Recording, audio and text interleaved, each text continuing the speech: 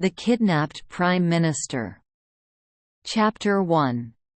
Now that war and the problems of war are things of the past, I think I may safely venture to reveal to the world the part which my friend Poirot played in a moment of national crisis.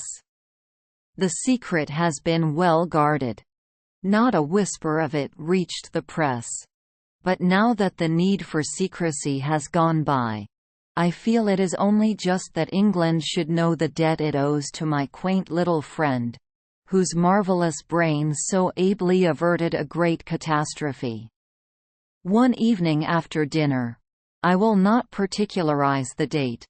It suffices to say that it was at the time when "peace by negotiation" was the parrot cry of England's enemies. My friend and I were sitting in his rooms.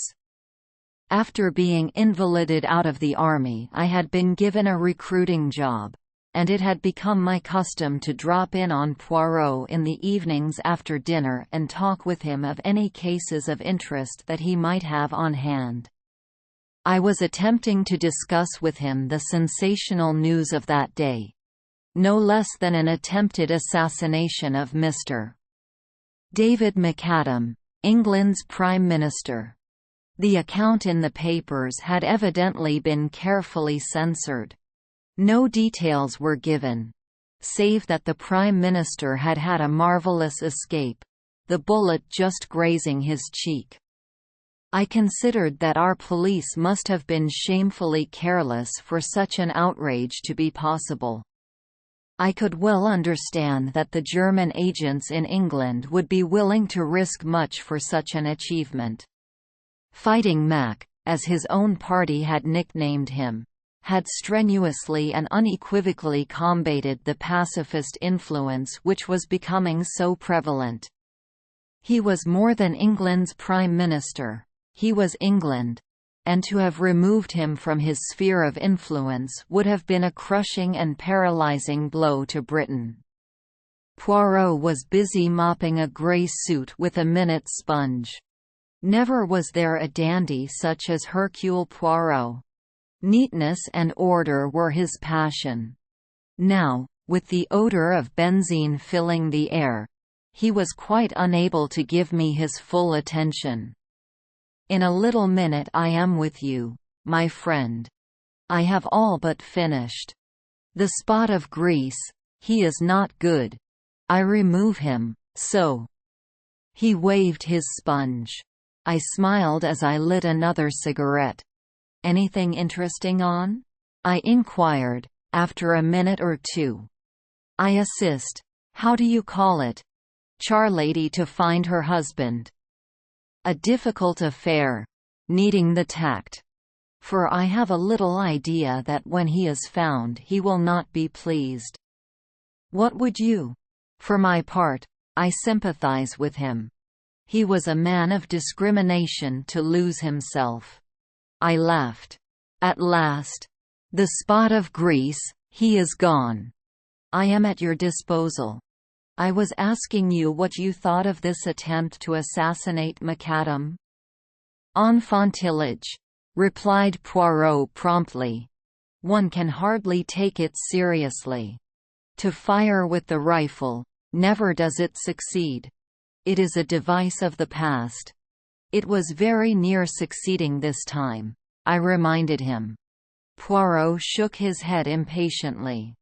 He was about to reply when the landlady thrust her head round the door and informed him that there were two gentlemen below who wanted to see him.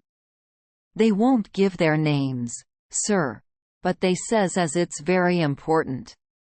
"Let them mount," said Poirot, carefully folding his grey trousers. In a few minutes the two visitors were ushered in, and my heart gave a leap as in the foremost I recognized no less a personage than Lord Estair, leader of the House of Commons, whilst his companion, Mr. Bernard Dodge, was also a member of the War Cabinet, and, as I knew, a close personal friend of the Prime Minister. Poirot?" said Lord Estair interrogatively. My friend bowed. The great man looked at me and hesitated. "My business is private. You may speak freely before Captain Hastings," said my friend, nodding to me to remain. "He has not all the gifts, no. But I answer for his discretion." Lord Estair still hesitated, but Mr. Dodge broke in abruptly. "Oh, come on. Don't let's beat about the bush. As far as I can see, the whole of England will know the hole we're in soon enough. Time's everything. Pray be seated, messieurs," said Poirot politely. "Will you take the big chair, milor?" Lord Estair started slightly. "You know me?" Poirot smiled. "Certainly. I read the little papers with the pictures. How should I not know you?" "Poirot. I have come to consult you upon a matter of the most vital urgency. I must ask for absolute secrecy. You have the word of Hercule Poirot. I can say no more," said my friend grandiloquently. "It concerns the Prime Minister. We are in grave trouble." "We're up a tree," interposed Mr. Dodge. "The injury is serious, then?" I asked. "What injury?" "The bullet wound." "Oh, that!" cried Mr. Dodge contemptuously. "That's old history. As my colleague says," continued Lord Estair, "that affair is over and done with. Luckily, it failed. I wish I could say as much for the second attempt." "There has been a second attempt, then?" "Yes. Though not of the same nature. Poirot, the Prime Minister has disappeared." "What? He has been kidnapped?" "Impossible!" I cried, stupefied. Poirot threw a withering glance at me, which I knew enjoined me to keep my mouth shut. "Unfortunately, impossible as it seems, it is only too true," continued his lordship. Poirot looked at Mr. Dodge. "You said just now, monsieur, that time was everything. What did you mean by that?" The two men exchanged glances, and then Lord Estair said, "You have heard, Poirot, of the approaching Allied conference?" My friend nodded. "For obvious reasons, no details have been given of when and where it is to take place. But, although it has been kept out of the newspapers, the date is, of course, widely known in diplomatic circles. The conference is to be held tomorrow, Thursday, evening at Versailles. Now you perceive the terrible gravity of the situation. I will not conceal from you that the Prime Minister's presence at the conference is a vital necessity. The pacifist propaganda, started and maintained by the German agents in our midst, has been very active. It is the universal opinion that the turning point of the conference will be the strong personality of the Prime Minister. His absence may have the most serious results, possibly a premature and disastrous peace. And we have no one who can be sent in his place. He alone can represent England." Poirot's face had grown very grave. "Then you regard the kidnapping of the Prime Minister as a direct attempt to prevent his being present at the conference?" "Most certainly I do. He was actually on his way to France at the time." "And the conference is to be held?" "At 9 o'clock tomorrow night." Poirot drew an enormous watch from his pocket. "It is now 9:15. 24 hours," said Mr. Dodge thoughtfully. "And a quarter," amended Poirot. "Do not forget the quarter, monsieur. It may come in useful. Now for the details. The abduction. Did it take place in England or in France?" "In France. Mr. McAdam crossed to France this morning." He was to stay tonight as the guest of the Commander-in-Chief, proceeding tomorrow to Paris. He was conveyed across the Channel by destroyer. At Boulogne he was met by a car from General Headquarters and one of the Commander-in-Chief's ADCs. Ah bien? Well, they started from Boulogne, but they never arrived. What? Poirot. It was a bogus car and a bogus ADC. The real car was found in a side road, with the chauffeur and the ADC neatly gagged and bound. And the bogus car? Is still at large. Poirot made a gesture of impatience. Incredible! Surely it cannot escape attention for long? So we thought. It seemed merely a question of searching thoroughly. That part of France is under military law. We were convinced that the car could not go long unnoticed. The French police, our own Scotland Yard men, and the military are straining every nerve. It is, as you say, incredible. But nothing has been discovered. At that moment a tap came at the door, and a young officer entered with a heavily sealed envelope which he handed to Lord Estair. "Just through from France, sir. I brought it on here, as you directed." The minister tore it open eagerly, and uttered an exclamation. The officer withdrew. "Here is news at last. This telegram has just been decoded. They have found the second car. Also the secretary, Daniels, chloroformed, gagged, and bound. In an abandoned farm near C. He remembers nothing, except something being pressed against his mouth and nose from behind, and struggling to free himself.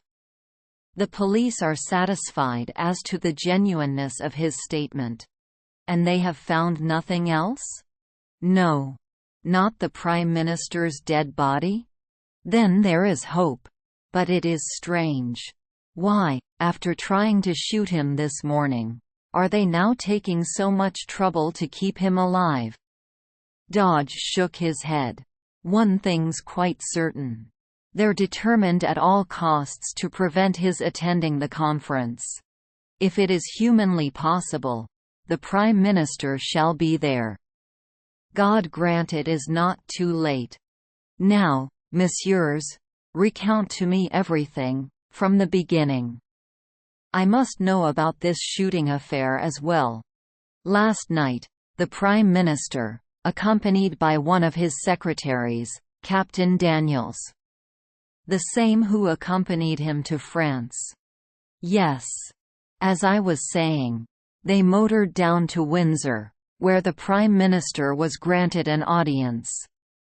Early this morning, he returned to town, and it was on the way that the attempted assassination took place. One moment, if you please. Who is this Captain Daniels?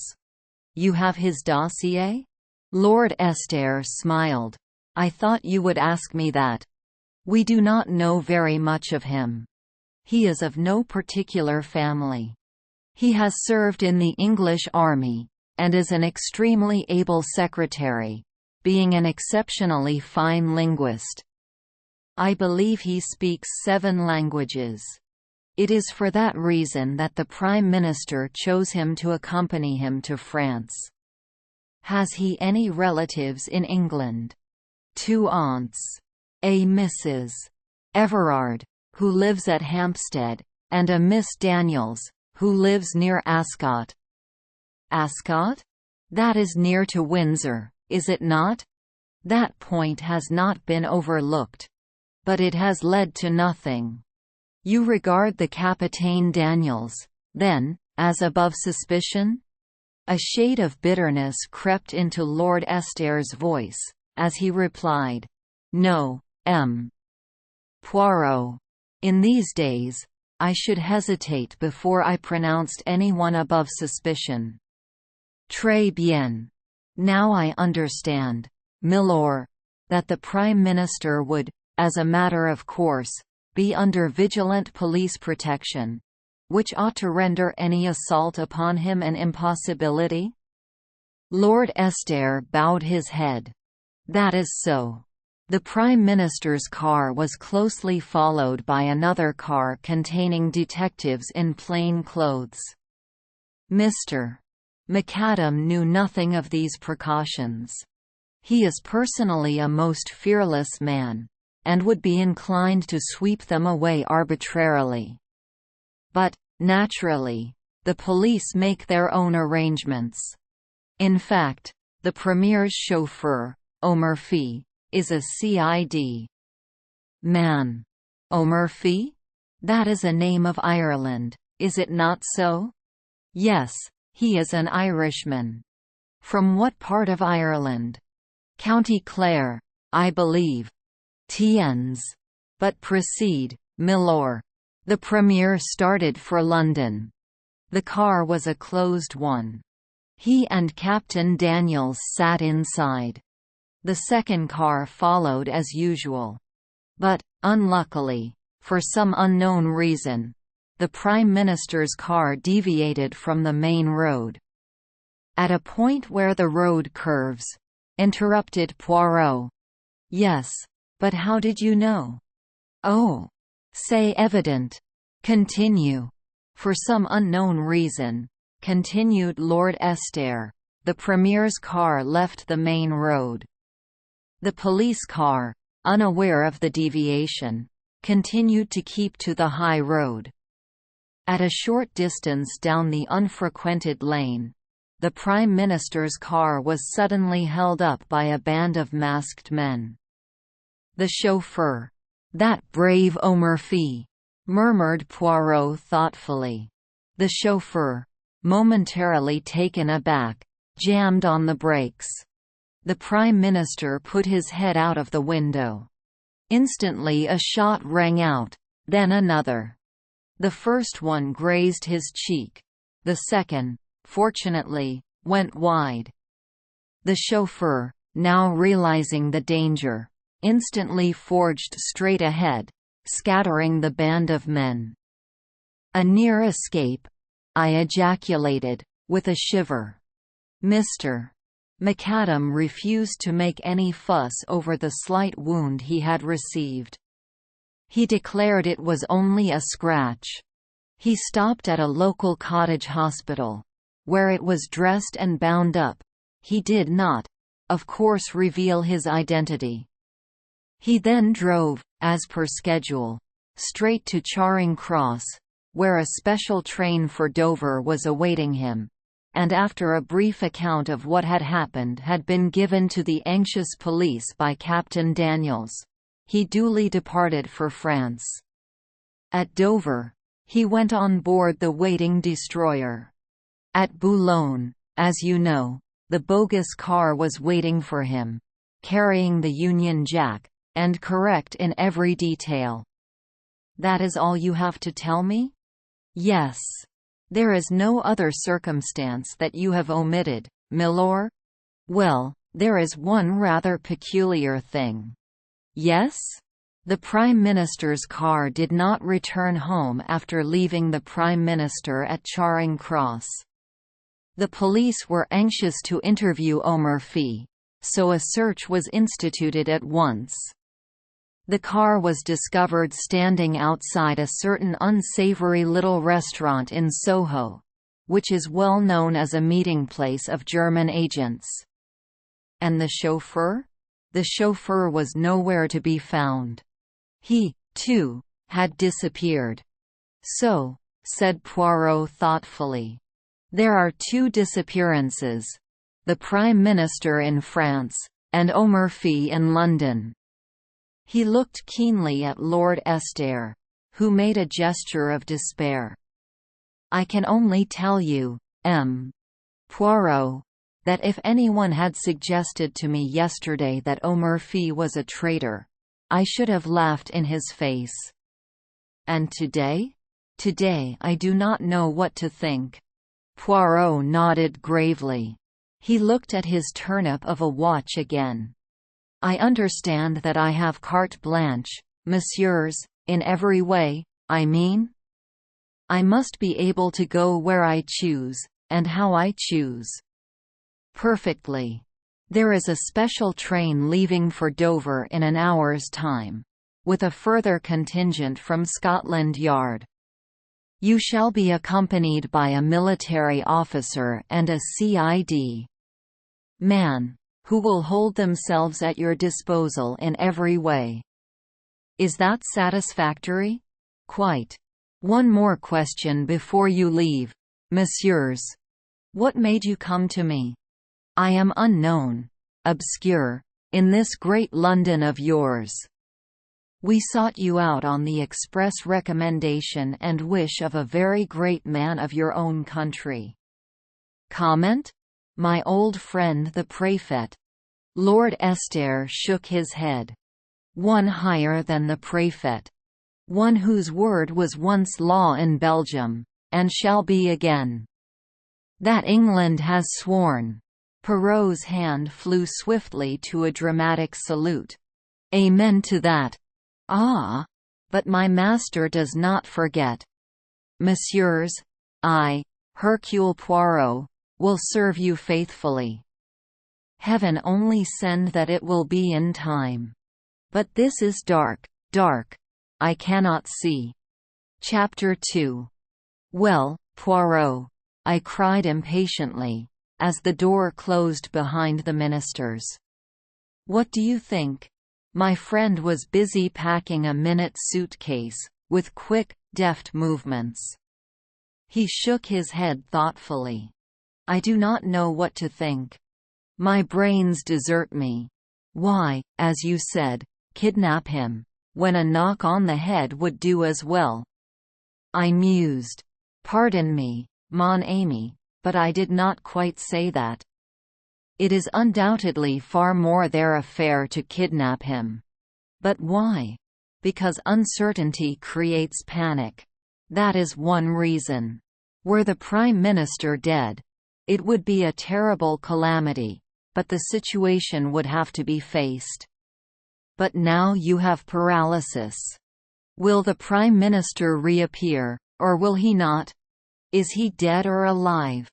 Nobody knows, and until they know, nothing definite can be done.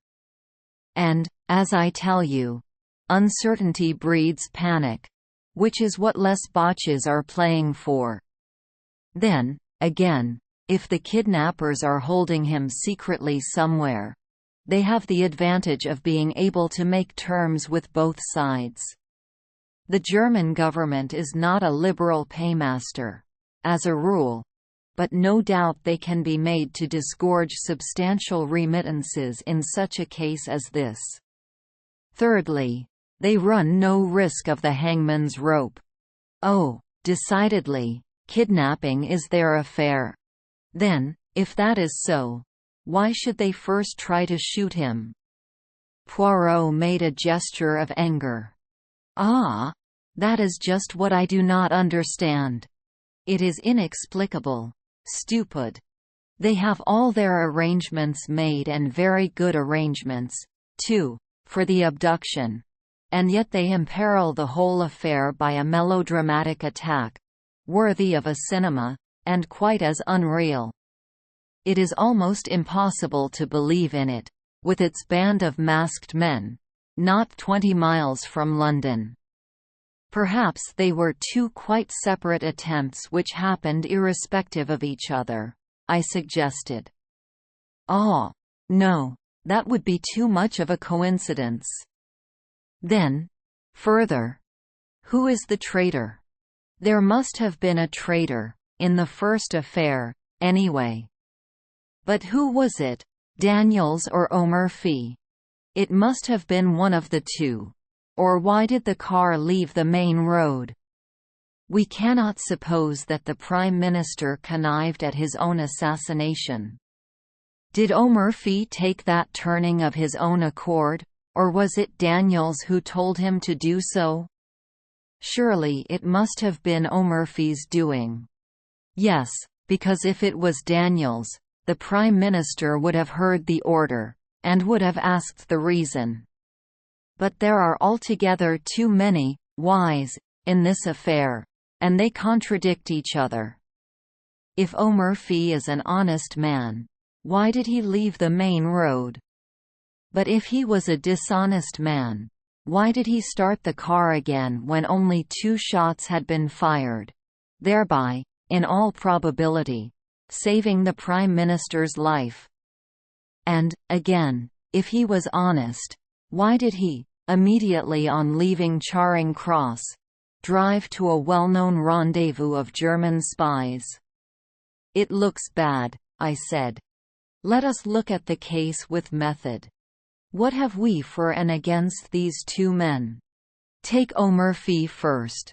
Against: that his conduct in leaving the main road was suspicious, that he is an Irishman from County Clare, that he has disappeared in a highly suggestive manner. 4. That his promptness in restarting the car saved the Premier's life, that he is a Scotland Yard man, and, obviously, from the post allotted to him, a trusted detective. Now for Daniels. There is not much against him, except the fact that nothing is known of his antecedents, and that he speaks too many languages for a good Englishman. Pardon me, mon ami, but, as linguists, you are deplorable. Now for him. We have the fact that he was found gagged, bound, and chloroformed, which does not look as though he had anything to do with the matter. He might have gagged and bound himself, to divert suspicion.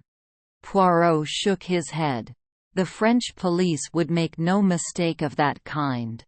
Besides, once he had attained his object, and the Prime Minister was safely abducted, there would not be much point in his remaining behind. His accomplices could have gagged and chloroformed him, of course, but I fail to see what object they hoped to accomplish by it. He can be of little use to them now, for, until the circumstances concerning the Prime Minister have been cleared up, he is bound to be closely watched. Perhaps he hoped to start the police on a false scent? Then why did he not do so? He merely says that something was pressed over his nose and mouth, and that he remembers nothing more. There is no false scent there. It sounds remarkably like the truth. Well, I said, glancing at the clock, I suppose we'd better start for the station. You may find more clues in France. Possibly, mon ami, but I doubt it. It is still incredible to me that the Prime Minister has not been discovered in that limited area, where the difficulty of concealing him must be tremendous. If the military and the police of 2 countries have not found him, how shall I? At Charing Cross we were met by Mr. Dodge. This is Detective Barnes, of Scotland Yard, and Major Norman. They will hold themselves entirely at your disposal. Good luck to you. It's a bad business, but I've not given up hope. Must be off now." And the minister strode rapidly away. We chatted in a desultory fashion with Major Norman. In the center of the little group of men on the platform I recognized a little ferret-faced fellow talking to a tall, fair man. He was an old acquaintance of Poirot's, Detective Inspector Japp, supposed to be one of the smartest of Scotland Yard's officers. He came over and greeted my friend cheerfully. "I heard you were on this job too. Smart bit of work.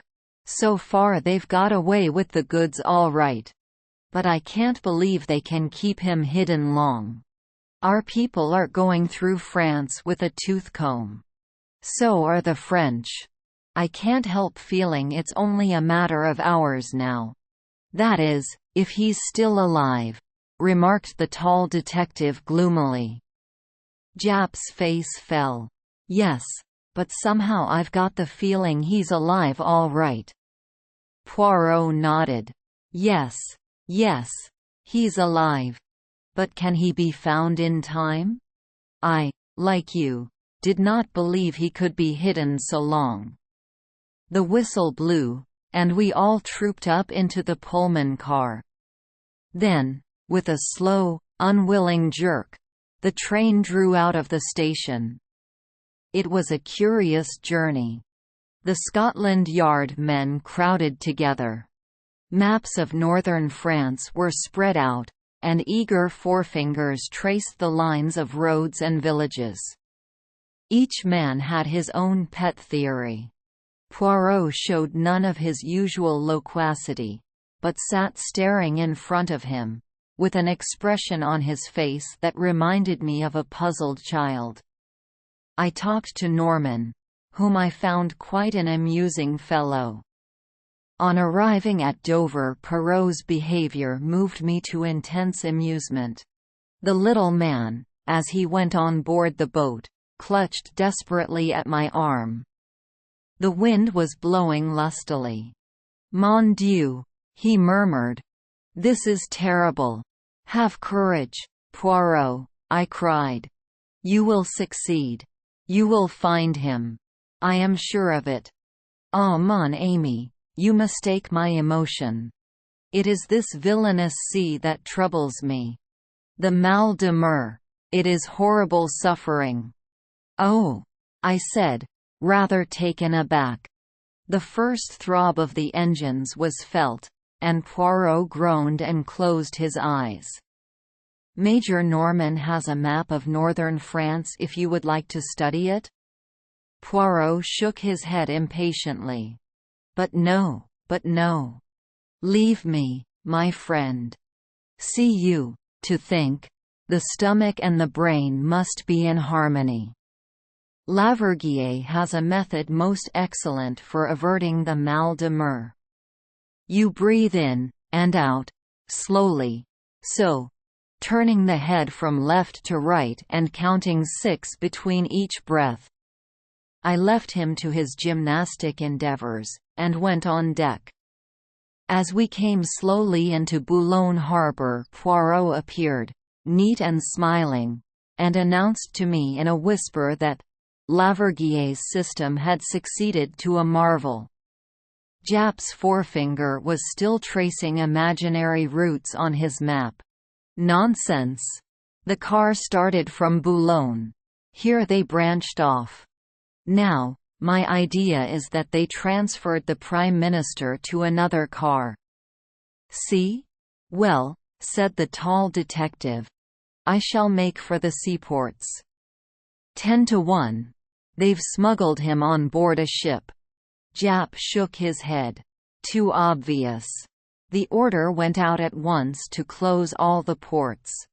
The day was just breaking as we landed." Major Norman touched Poirot on the arm. "There's a military car here waiting for you, sir." "Thank you, monsieur. But, for the moment, I do not propose to leave Boulogne." "What? No, we will enter this hotel here, by the quay." He suited the action to the word, demanded and was accorded a private room.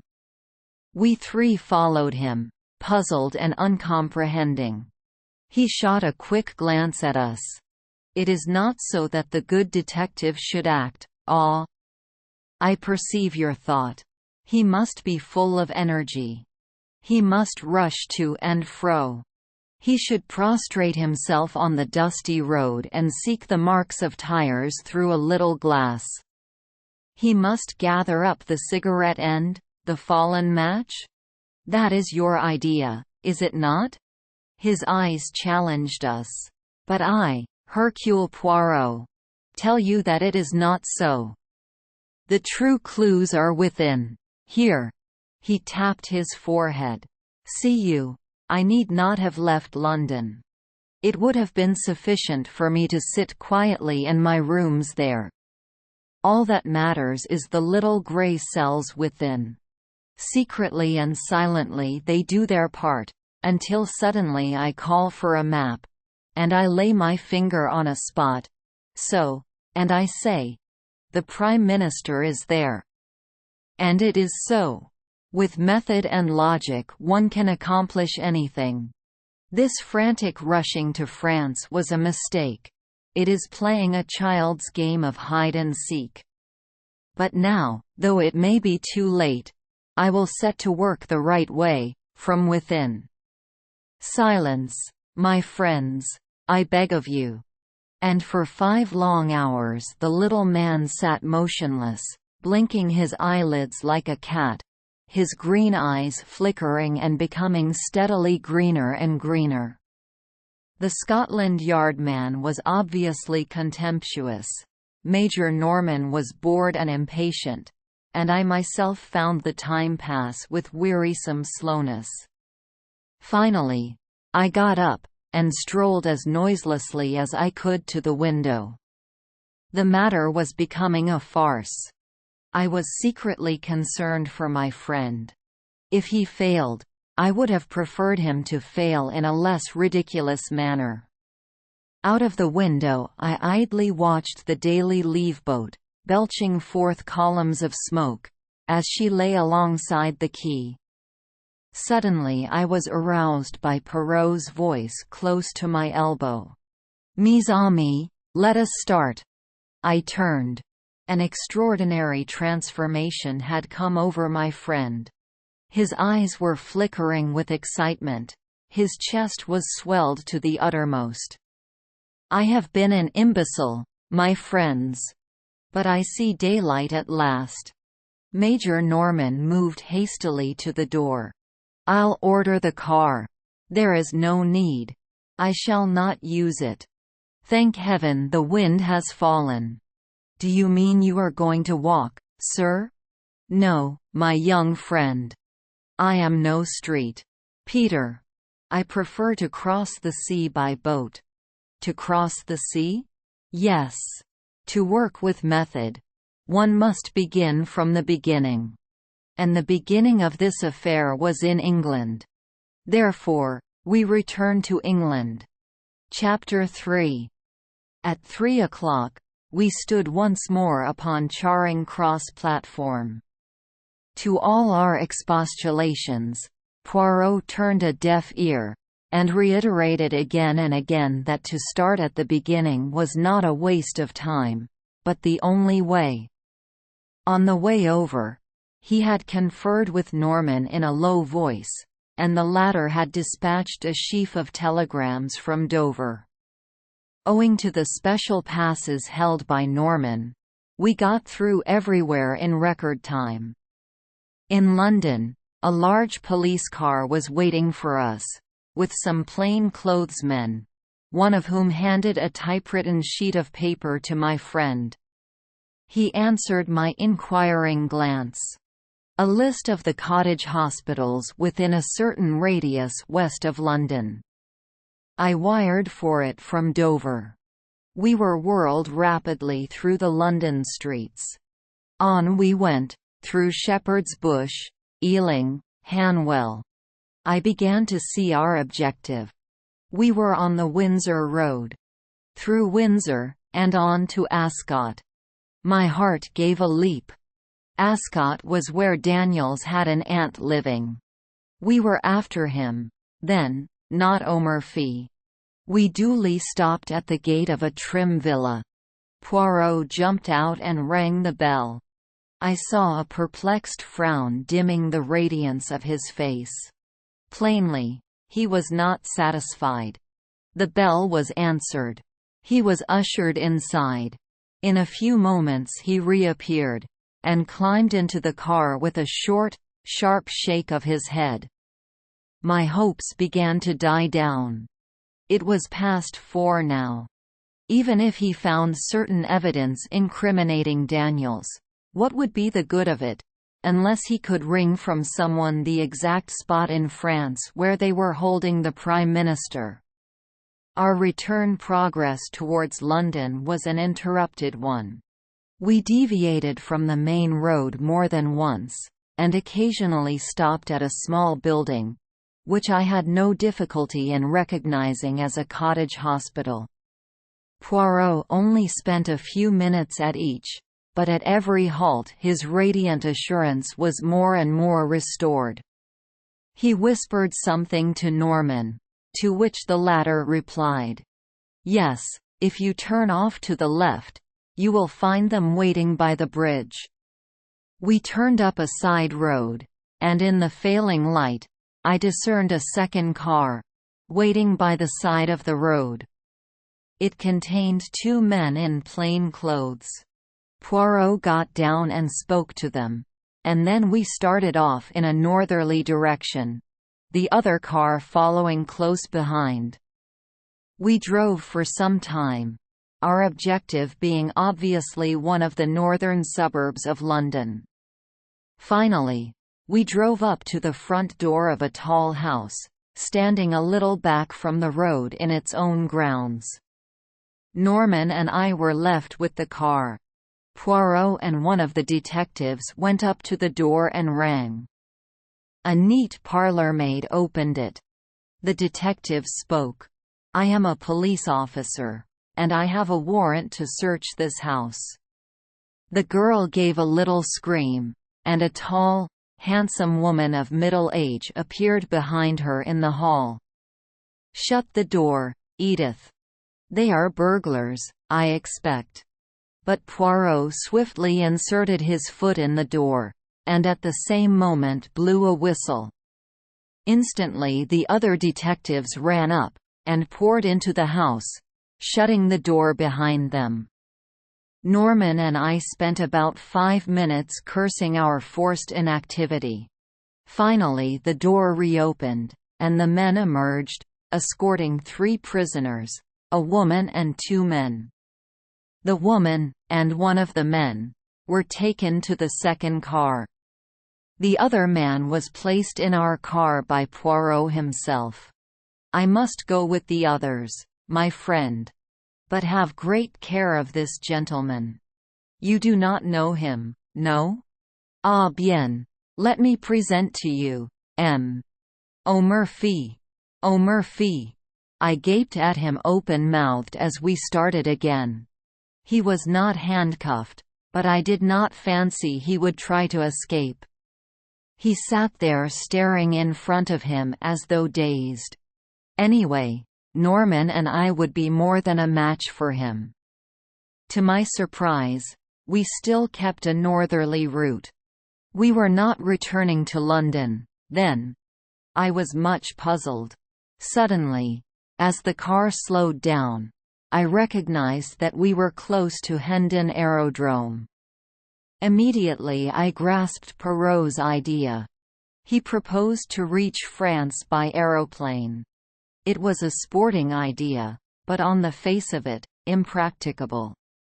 A telegram would be far quicker. Time was everything. He must leave the personal glory of rescuing the Prime Minister to others. As we drew up, Major Norman jumped out, and a plain-clothesman took his place. He conferred with Poirot for a few minutes, and then went off briskly.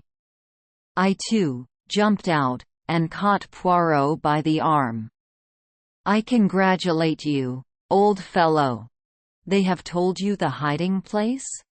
But, look here, you must wire to France at once. You'll be too late if you go yourself." Poirot looked at me curiously for a minute or two. "Unfortunately, my friend, there are some things that cannot be sent by telegram."